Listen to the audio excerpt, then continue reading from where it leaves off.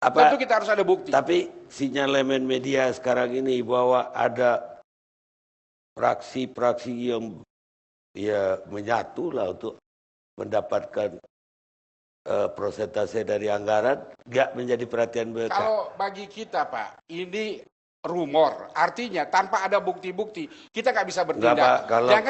Kalau media BK ini seperti kalau media yang kredibel begitu dan menggambarkan, mendeskripsikan ruangannya, itu bukan rumor, Pak. Tapi Pak, mereka berani bertanggung jawab tuh. Media dalam menyampaikan itu bukan merupakan suatu bukti. Betul, tapi bisa menjadi petunjuk. Petunjuk, oke. Apalagi untuk kode etik. Makanya saya sampaikan tadi, petunjuk-petunjuk yang kita dapat dari media, itu akan kita tindak lanjuti.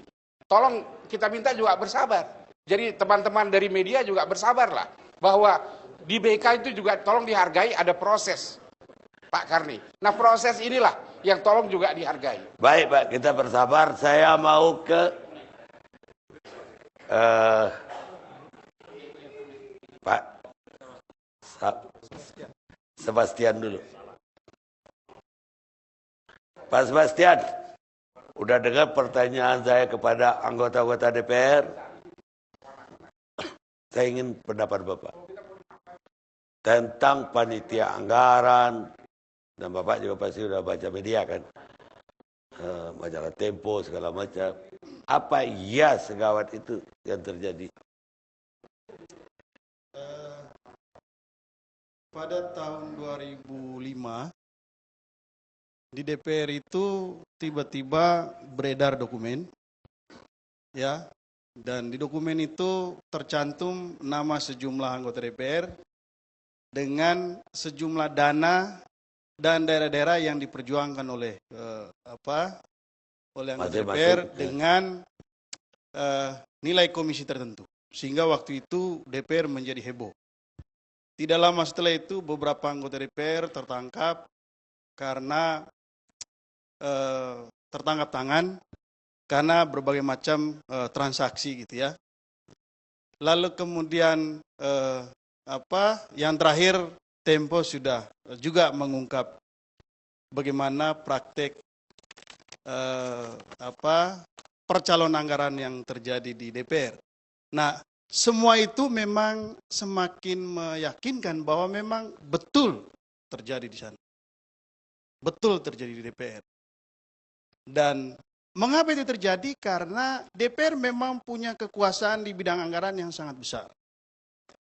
Kekuasaan DPR untuk menentukan, mulai dari menentukan pagu anggaran, lalu kemudian ikut membahas secara detail anggaran, sampai menentukan alokasi di mana anggaran itu dialokasikan dan proyek apa dibangun di mana.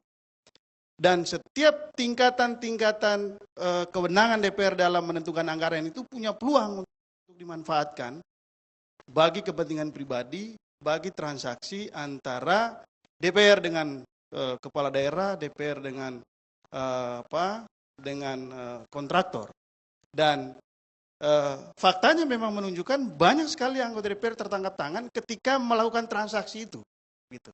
Jadi kalau ditanya bagaimana caranya mengetahui praktek percalonan di DPR itu, sebetulnya Pak Karni mudah saja gitu ya. Duduk 1-2 hari di kafe DPR gitu, di kantin DPR, dan di sana dengan sangat mudah kita mendengar atau menguping cerita bahwa kalau mengajukan anggaran melalui fraksi ini kira-kira fee-nya sekian persen. Kalau melalui ini sekian persen.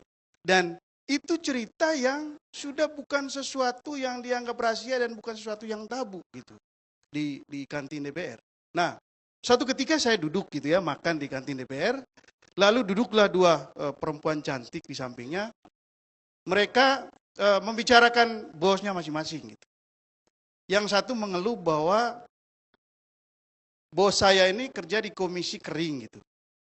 Lalu yang satu bilang bos saya di komisi basah. Nah, sementara yang basah ini apa yang kering Pak?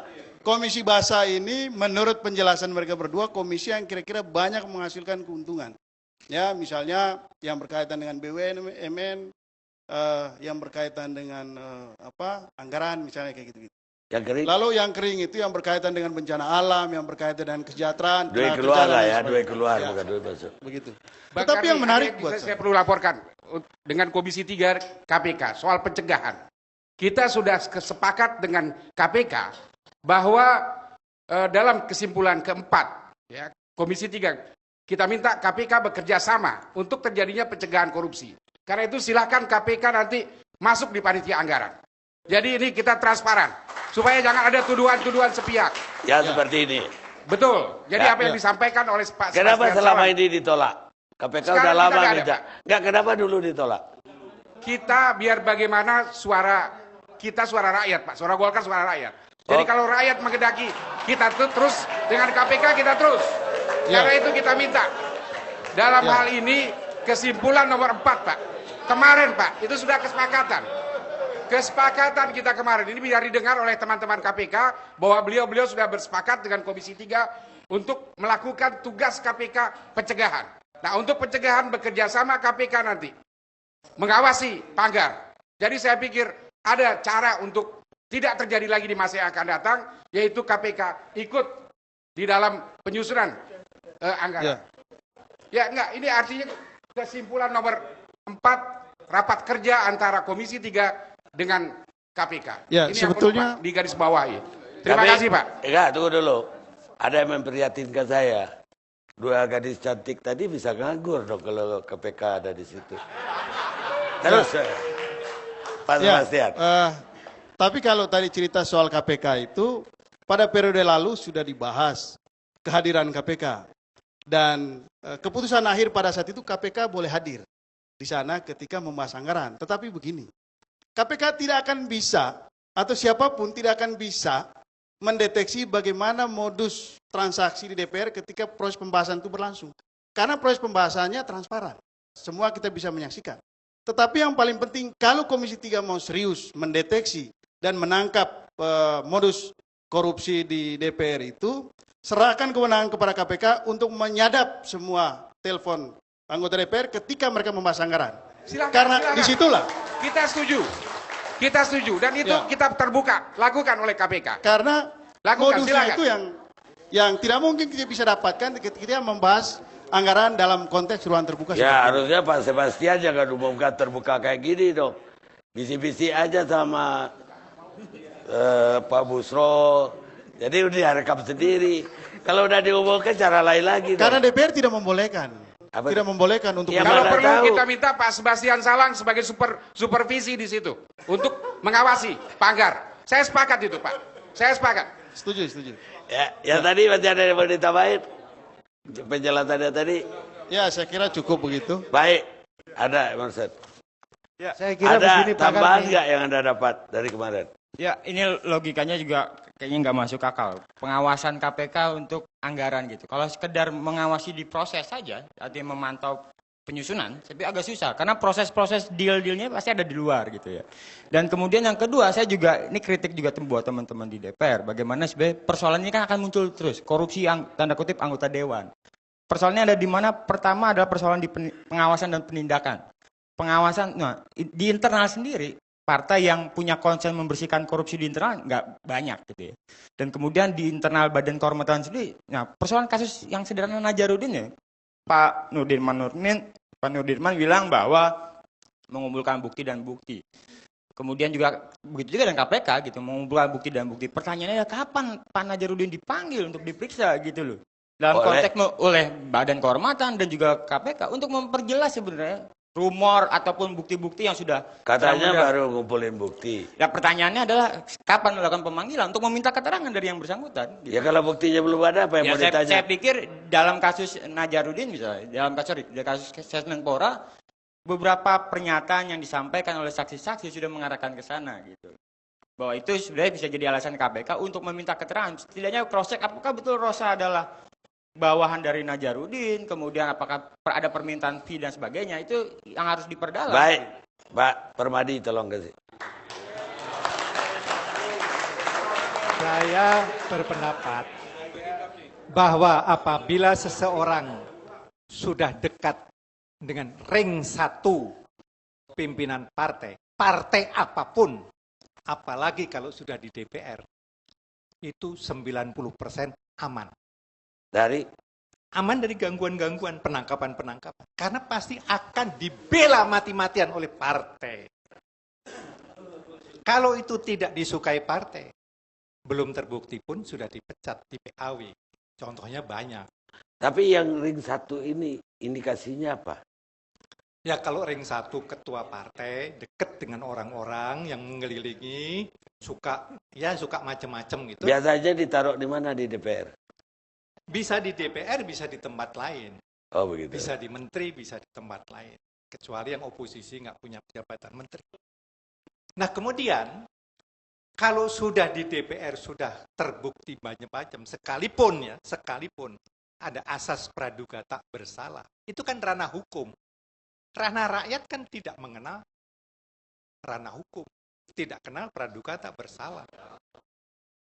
Rakyat berhak menuduh seseorang dengan bukti-bukti, katakanlah baca Tempo, baca ini, itu sudah bisa menuduh.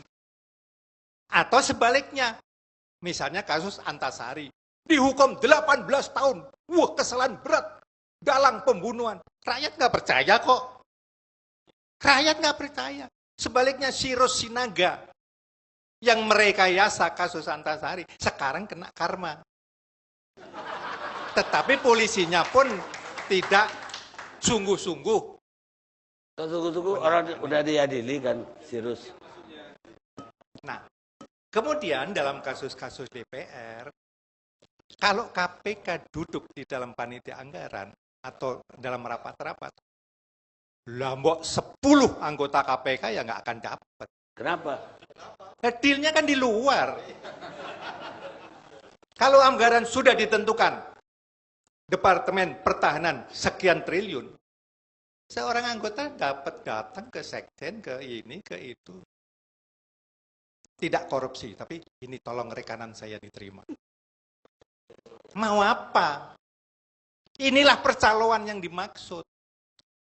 Atau ketua komisi dapat menggeser rekanan dan mengganti rekanan baru. Ya pasti ada apa-apanya lah. Padahal departemen kan yang punya rekanan. Pasti. Jadi kerjasamanya legislatif dengan eksekutif juga. Gitu. Pasti. Nasaruddin kan anggota DPR. Kerjasamanya kan juga dengan eksekutif. Jadi masalahnya sekarang, apakah DPR atau Badan Kehormatan DPR bicara jujur atau tidak? Waktu saya jadi anggota Badan Kehormatan DPR, saya wakil ketua sama dengan Pak Nudirman. Ada anggota yang terima 50 juta dari bupati. Semua Badan Kehormatan, terutama dari partai yang bersangkutan, jangan ditindak, itu orang saya. Nggak diapa-apain kok. Terbukti kita panggil sekretariat bupati di Sumatera sana. Benar nggak? Oh terima kita waktu kunjungan kerja kita kasih 50 juta.